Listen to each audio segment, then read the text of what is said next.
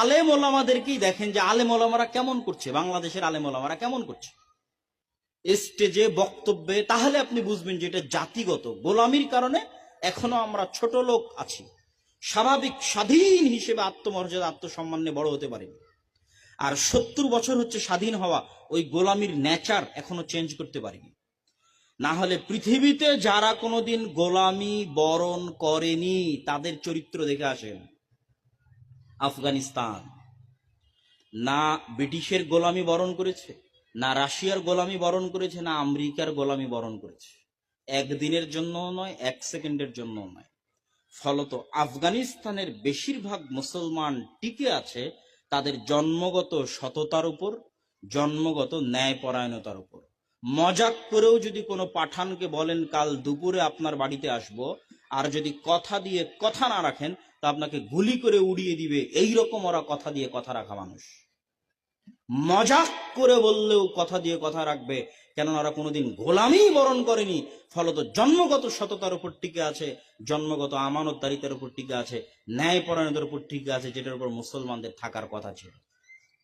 তাহলে বানু ইসরায়েলের চরিত্র ধ্বংস করেছে ফেরাউনের গোলামি, আর মুসলমানদের চরিত্র ধ্বংস করেছে ইউরোপিয়ান ঔপনিবেশিক কলোনিয়াল সিস্টেমের শাসন আমল।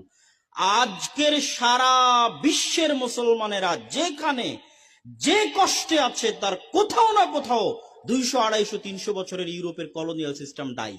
আপনাকে চ্যালেঞ্জ দিয়ে বলে গেলাম, ফিলিস্তিনের সমস্যা বলেন, কাশ্মীরের সমস্যা বলেন, যেখানে মুসলমানেরা যে অবস্থায় মজলুম আছে, মুসলমানদের চারিত্রিক অধপতন বলেন, নৈতিক অধপতন বলেন, কোথাও না কোথাও কোনো না কোনো ভাবে ইউরোপিয়ান কলোনিয়াল সিস্টেম দায়ী। তার সবচেয়ে জ্বলন্ত উদাহরণ যদি নিতে চান যে এটা কি পরিমাণ প্রভাব রেখে গেছে, তার সবচেয়ে বড় জ্বলন্ত উদাহরণ নিলে ইংল্যান্ডের বাইরে বের হলে আর কোথাও ইংরেজি চলে না। ফ্রান্সে যান, ইতালিতে যান, স্পেনে যান, ইংরেজি কেউ জানে না, কেউ না।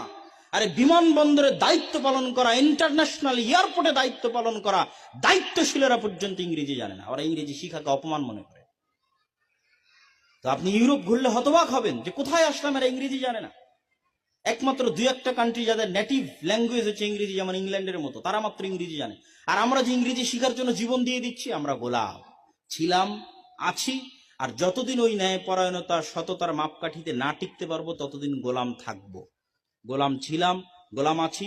স্যার বলতে বলতে মুখে ফেনা তুলে ব্রিটিশদের আমলে জীবন যাপন করেছি, আজও স্যার বলতে বলতে মুখে ফেনা তুলে দুর্নীতি মিথ্যায় ধোকা দিয়ে রুজির জন্য জীবন যাপন করে যাচ্ছি। গোলাম ইবনে গোলাম। সম্মানিত উপস্থিতি, 2 নম্বর কারণ যেটার কারণে সমগ্র পৃথিবীতে মুসলমানেরা গোলামির জীবন যাপন করছে, সেটা হচ্ছে শিক্ষা। শিক্ষায় পিছিয়ে থাকা মুসলমানদের গোলামির দ্বিতীয় কারণ।